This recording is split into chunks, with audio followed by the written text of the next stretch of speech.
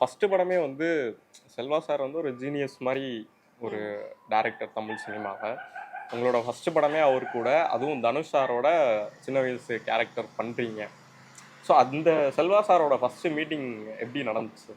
First வந்து audition முடிச்சுட்டு Aedes வந்து சொன்னாங்க, இந்த மாதிரி சாரோட வீட்டுக்கு போயிட்டு பார்த்துட்டு போயிடலாம்ப்பா அப்படின்னா போனோம். போயிட்டு பார்த்தாரு, பார்த்துட்டு ஓகேப்பா அப்படி தான் சொன்னார். வேறு எதுவுமே சொல்ல. அப்புறம் நாங்கள் கிளம்பி வந்துட்டோம். அப்புறம் ஷூட்டிங் ஸ்பாட் போனோம். ஃபஸ்ட்டு பார்த்தோன்னே பயந்துட்டோம்.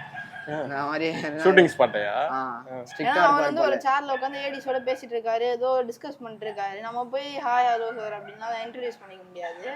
நான் பயந்துட்டு ஒரு ஓரமாக நின்றேன். ஆனால் அவர் செம்ம ஃப்ரெண்ட்லி, உட்கார வச்சு எல்லாமே பொறுமையாக சொல்லி கொடுத்தாரு.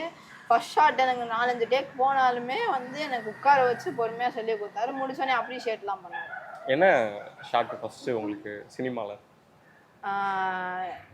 அந்த நானே வருவேனில் வந்து ஒரு ஃபஸ்ட் சீனை வந்து இவனை மாட்டி விட்டுருவான். அந்த நாங்கள் வந்து ஒரு சின்ன பொண்ணோட பாவாடியில் தீ வச்சிருவேன் அப்படின்னு சொல்லி மாட்டி விடுவான். அதுதான் ஃபஸ்ட் சீனு. அந்த அதுலேயும் முறைக்கிறது தான் ஃபஸ்ட் சீன். அதுலேயும் அந்த ஃபஸ்ட் சீனே முறைக்கிறது. அன்னையின் அன்பான சுவைக்கு அன்னை மசாலா.